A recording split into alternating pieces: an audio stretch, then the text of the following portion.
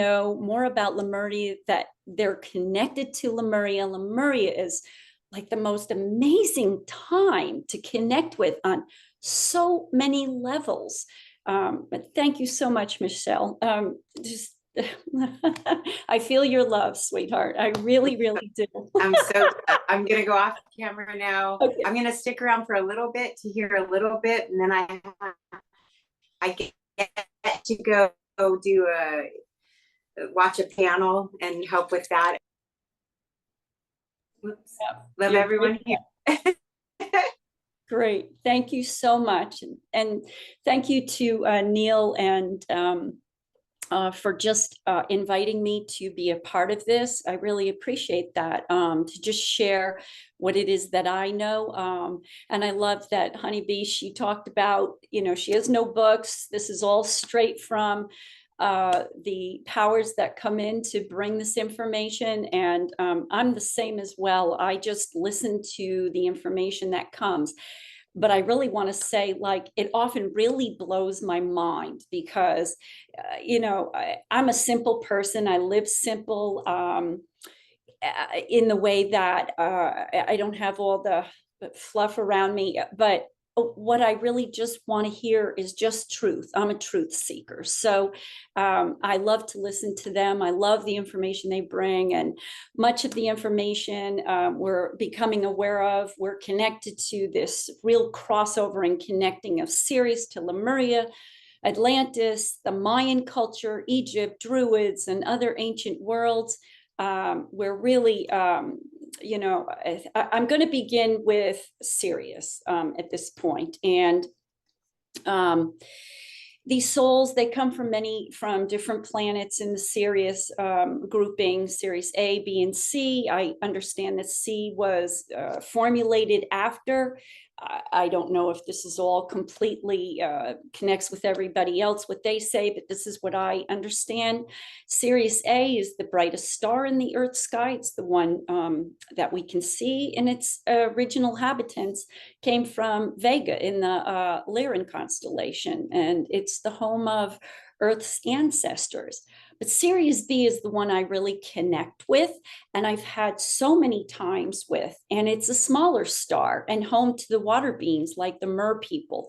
And I've actually gotten to see what the star looks like and the outer gases that surround it. And I've asked questions about how can beings live there, and they tell me they live on a different dimension, and so that the particular planet's gases really don't affect them in any way. But my understanding is that these two planets have initiated the awakening of human beings. And the Lemurian Atlantean times, dolphins and humans worked closely together because both were guardians of the earth, as they are. And I can validate this literally from my own life and my own experiences.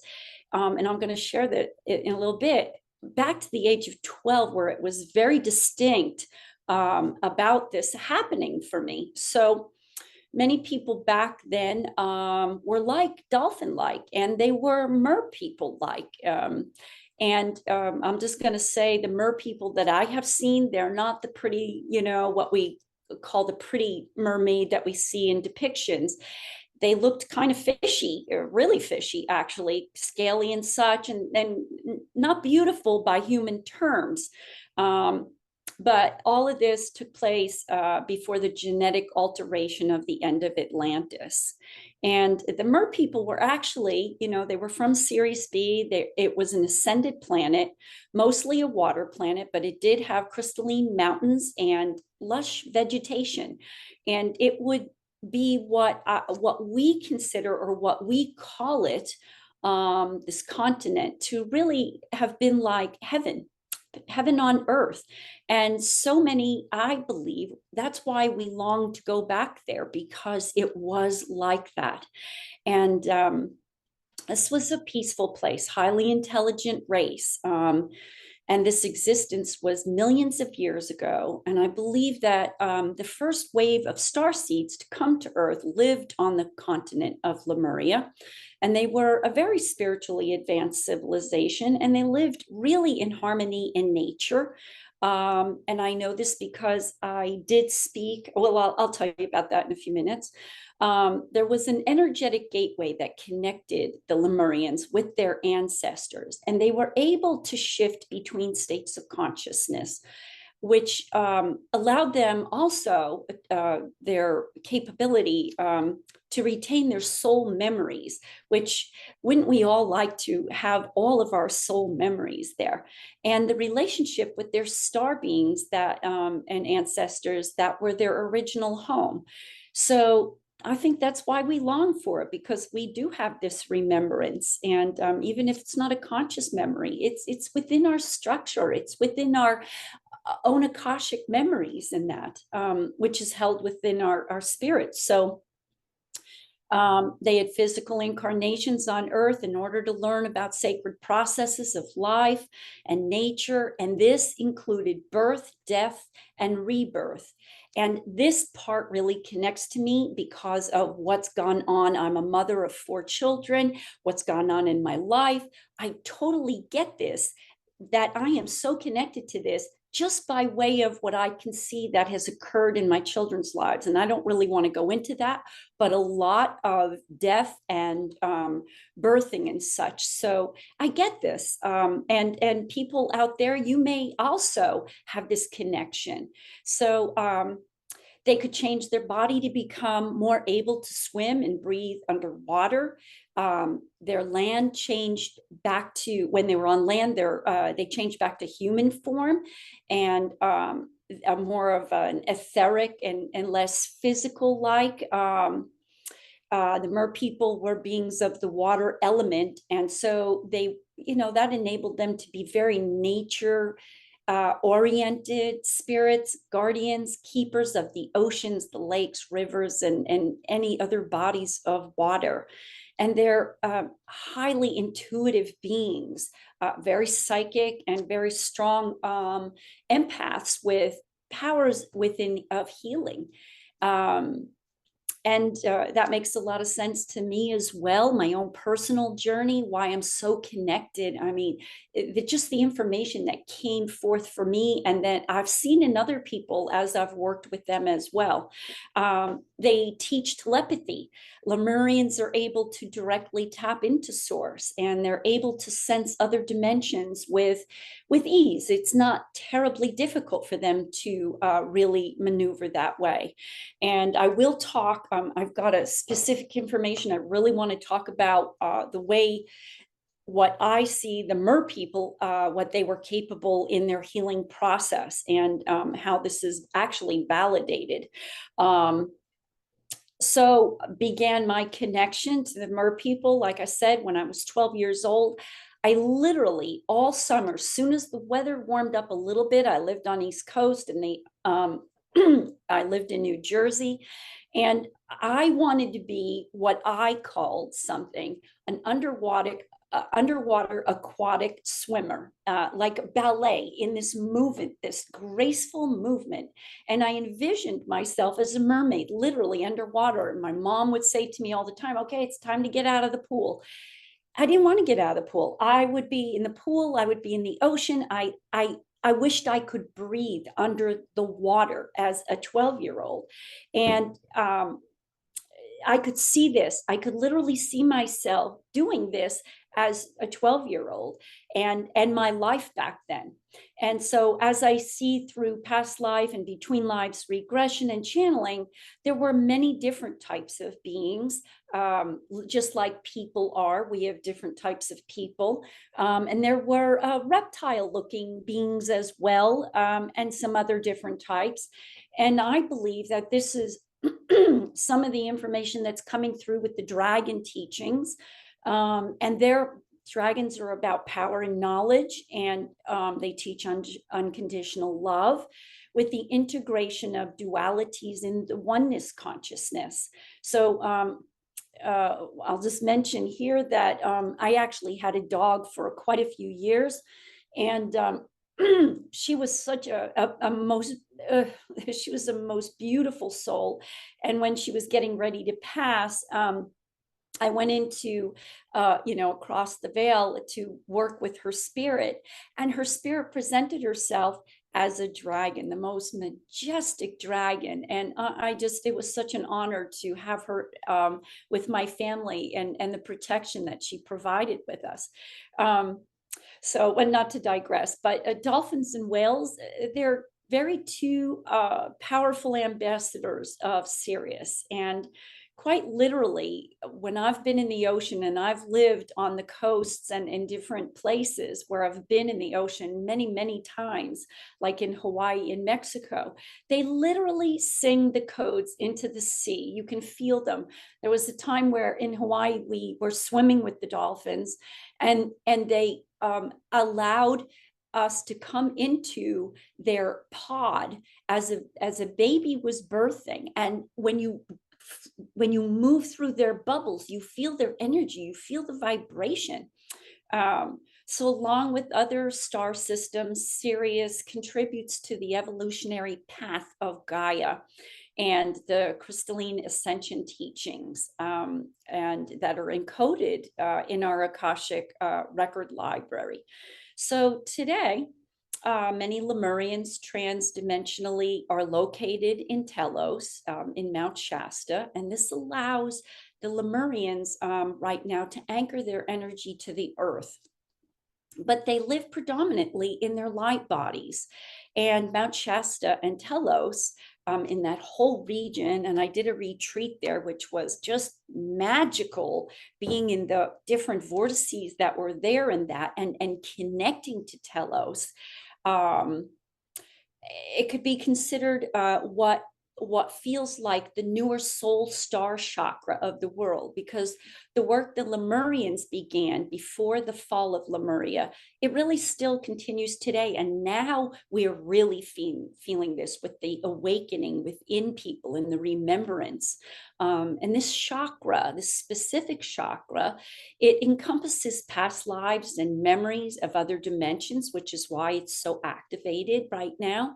And it connects our physical body to our soul's experience in its totality, and it empowers our ability to transcend space-time. And it has provided this for me and other people that I work with as well. So I'm actually seeing this and engaging with a sphere of potentiality. And I just love that. Like, I see all these bubbles, and they're all filled with the potentials of what can be simultaneously. It's a really cool thing. It's almost like I tried to depict this at one of the lectures, putting on a bubble machine and watching all the bubbles floating. You know, if you can just imagine that, you can see all the potentiality. So when they were in harmony, it was easier to communicate with these beings in other realms. So, and the same with us when we're in that harmony. And so when I was up there doing a retreat, I call him Mr. G. He was the gatekeeper of Telos, and he came above to speak with us. And one of the things, or a couple of things that he mentioned, was this new way of living that we're experiencing, or really kind of coming into and in a full awakening of, and these higher levels of consciousness. But he specifically talked to us about food. He said that people are being they're being guided and to learn about this more, how we connect with our food, because there's a lot of obesity, a lot of just really bad food in our world. And it's important to have a food that is filled with light, and that we are going to learn about, if we're not in the process now. We're going to be learning how to think, how to be, how to connect with our food in a different way. And when we do this, this is going to change our whole physical structure. And I get this. I totally get this. So the more I come on board with my food and the way I think about it, and my connection to it, the more it really changes, it alters things. So I totally understand this. And the work I work with, these codes, this engages this as well. And I'm going to talk about codes in a little bit. But so I've worked with the dolphins. It's not okay. I'm shifting a little. I want to keep in with the Lemuria theme and the dolphins and such, because I really can speak firsthand. I've worked with the dolphins. I lived in Mexico. I've lived in Hawaii. I've literally worked hands-on with the dolphins, where I hold the dolphin's head in my hands. I could count the spots in the teeth in the mouth, and they are amazing. When you, I mean, it's the most amazing feeling to look eye to eye in a dolphin. Wow, I don't even know how to describe it. It's just an energetic response that occurs. And I had a really crazy experience. I'll just really share quickly. One of them, there were two pools. One pool was where dolphins that had actually been captured, and that's the sad part of it. And I don't even want to talk about that, because it can crush your heart to feel that way. But there were also those that had been born in captivity, and I actually was working with those that had been in captivity. And it was really interesting. I was walking across the pool. The pools were only, I mean, they were very deep, but to the surface, they might have only been, oh, maybe a foot high. And so you could really reach over and touch them as they swam through and such. And as I was walking by, one of the dolphins literally jumped out of the other pool, jumped onto the surface, and then jumped back in the pool. It did this numerous times as I was standing there watching this. I mean, like my jaw dropped. And I asked it why it was doing this. And it said to me telepathically, we in this pool want to work with you like the others. And it just, I mean, I was like so incredibly honored by this opportunity to work with them, and to work not only with them, but then to work with them, bringing clients and people there so that they can make the connection of their Lemurian connection and other information they had to share. So I lived, like I mentioned, I lived in Hawaii for some years. I lived on Big Island, but I've been to pretty much all the islands except one. And I studied with Hank Wesselman. He's deceased right at this time now, a couple years ago, but he was an awesome person and brought a lot of teachings forward from the Hawaiian culture and the teachings of Hale Makua, who is an ancient, carries the ancient wisdom right back to the beginning of the Polynesians, as a great elder and kahuna. And he actually spoke of having, I don't even know how many tablets, like the legal pad tablets, you know, the yellow tablets, written with original teachings. I mean, oh my gosh, that what a gift to hear back. And he spoke so much wisdom. And I remember the moment I even heard his name, the connection that I feel, this deep soul connection of his words of wisdom. What a wealth of knowledge! But you can feel this great presence as you work with that energy as well. So he speaks about Lemuria and Pleiades and the ancestors, and who are the guardians of the Huna, which is the inner knowledge. And he taught in a spirit of vibration of the Aloha. And I love the spirit of Aloha. When you live there or you've ever been there, you know what Aloha means. You feel its presence there. And we try to bring it here as well. So alo meaning alo meaning face to face, and ha is the divinity. So when you kind of put it together, aloha, it's in the essence or the spirit of face to face with the great source, and so with the great divine. So pressing face to face, nose to nose, the Hawaiians, they put third eye to third eye and they connect with you, but they don't do this with everyone. And I've been privileged to experience this, and when you do it, it is it's an amazing feeling. But they share it. And what it means is aloha is the divine breath of life. And I believe this comes from Lemuria. I believe they carried this And so Hale Makua, he talked about the 7 levels of the soul and the levels of reality. And I'm not really going to get into it because there's so much to be learned about that. Oh my gosh! But I want to tell you two soul levels, and the first one is the spirit manifesting itself into form, and its source dividing itself from its essence and taking a lower form so it could experience this. The and if you can just imagine that, I mean, yeah. And then the second level is source emanating 2 sacred forces of creation, the masculine and feminine, which is what we're really becoming so aware of right now. I know I did a retreat last year to south of France to follow the Magdalene footpath, and it becomes quite clear when you connect with Mary Magdalene, and I have connected and I work with her, what she speaks of, this union, the 2 halves of a whole, and the potential that to become all things. And Hale Makua also talks about this, together bringing any real deep desires into manifestation of source, into the form through the creative principles. And they, Yeshua and Mary, they speak of this. I've channeled Yeshua since I was 5 years old, and he has talked about this union and these principles. And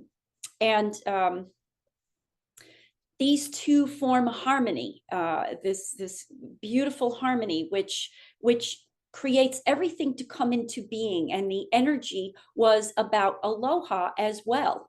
And so through these ages, what's happened is we have actually forgotten really who we are. And so during this time of Lemuria, this is when the Lemurians moved, and they were the Mu people. Not before they moved, but they were the Mu people. And the Mu people were godlike beings. They were becoming godlike beings and coming into an expanded awareness. But then they left the Polynesia area, the Hawaiian, scope area out there. And the reason that they left is because the Polynesians that came in, this comes straight from Hale Makua. He speaks about the cannibals. They were cannibals, the Polynesians. And he says, yeah, the Polynesians really don't like to talk about that, about themselves. But it was really true. And that was what forged the Mu across into Central America, and where they became the Mayans. And now, I'm losing my notes here. Sorry.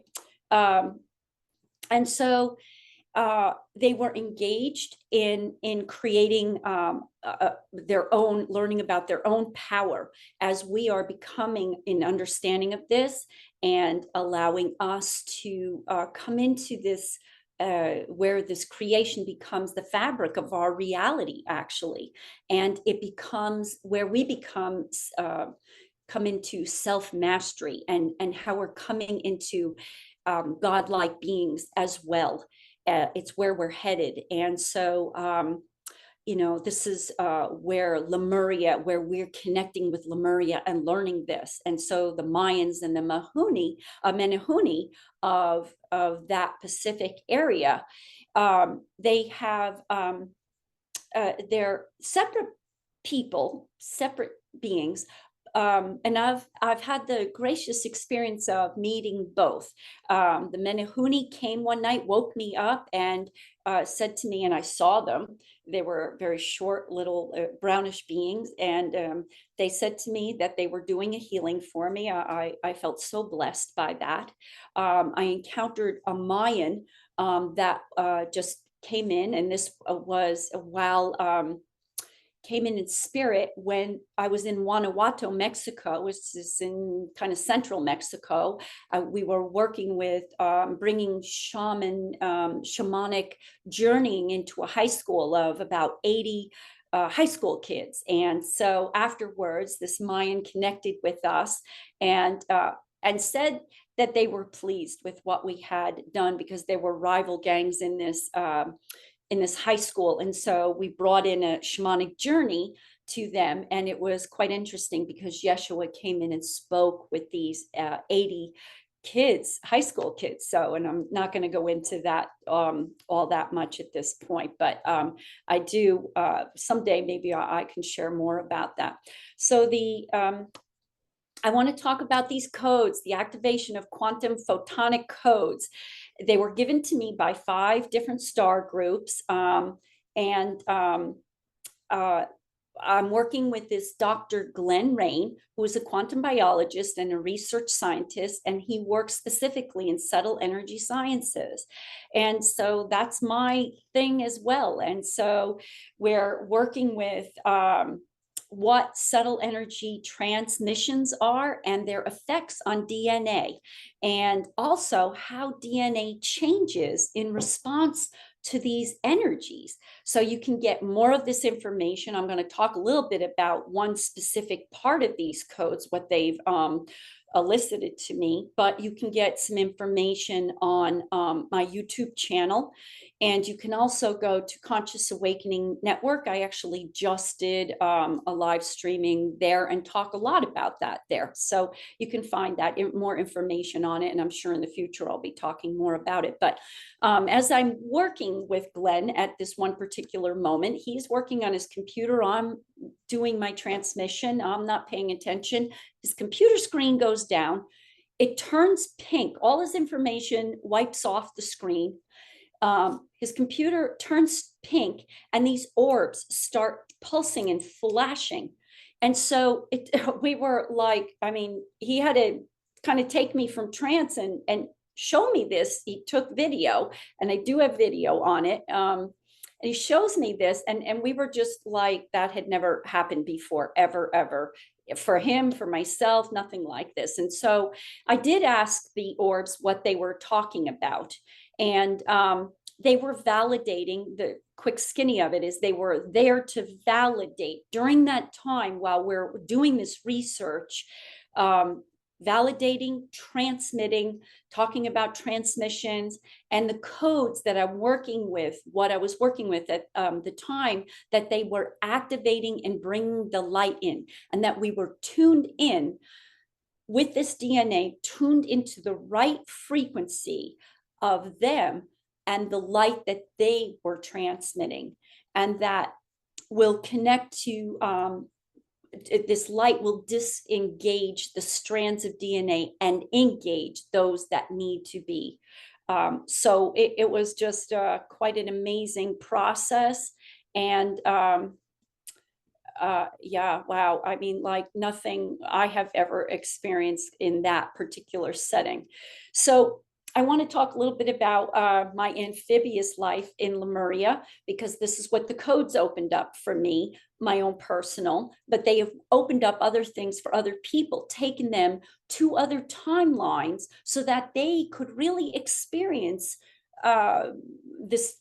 their particular experiences of Lemuria and these other timelines that are so very connected, whether it be Mayan or whatever it is, that it is all connected. You can't really separate it. So I accessed this. It brought me to this very specifically because this is something I'm supposed to know to include with my work. And so and that's the great part about these codes. They do this for you. And so in this timeline, I'm with 3 others in this high-tech lab. I am a mer person, and we're in this high-tech lab working in biology and advancing species through regeneration and healing. And I thought, wow, well, this is pretty interesting. Like I would have never expected this. Although in some way I really get this, because this is why I'm so very connected to this.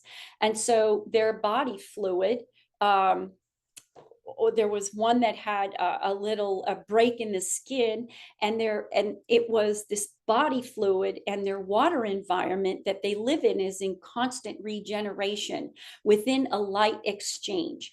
And so I want to kind of catch my notes here.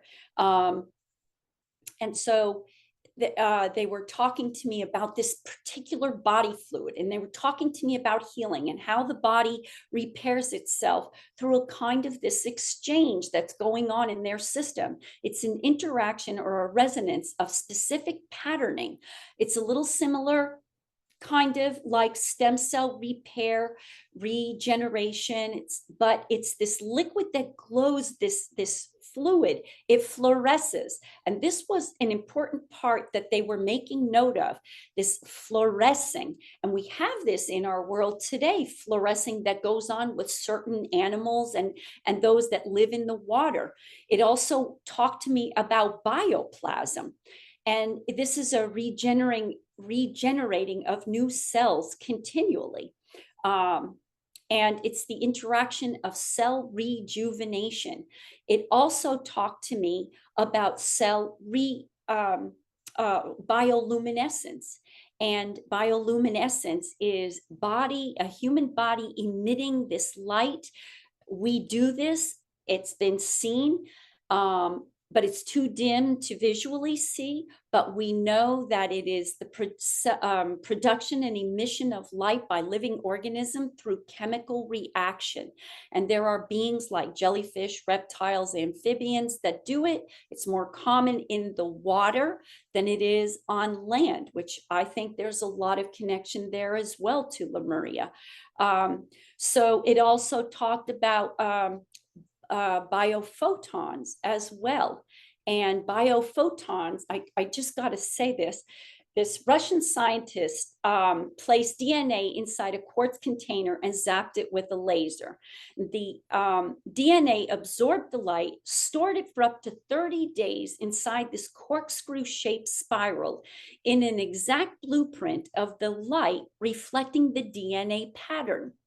Interesting, the spiral of light stayed in the same place even after the quartz container and the DNA had been removed. So this really suggests some kind of unknown force is holding the light in place. And it's possible that the DNA is actually, well, it is, that the DNA is responding to an external energy field. And so this energy field is exchanging information with your cells in the form of light. And our bodies are working as a giant antenna that is constantly sending and receiving signals. Our DNA constantly does this. I can see DNA. I actually see the markers. I can see the different parts of it, and I can see how it transmits and how it receives signals from this field. And this research also suggests that all living biological systems, including us, have this exact blueprint of our physical bodies, and it's stored in a field of light. Is this our consciousness? Is this all of consciousness, right? It's our Ka body, which is the collective conscious, okay? So science is really catching on. It's finding this. And I think, I just think this is super amazing that science is finding this. So, and validating it. And that's what's really important, is that we're validating. It's where science and energy meets. And I love that.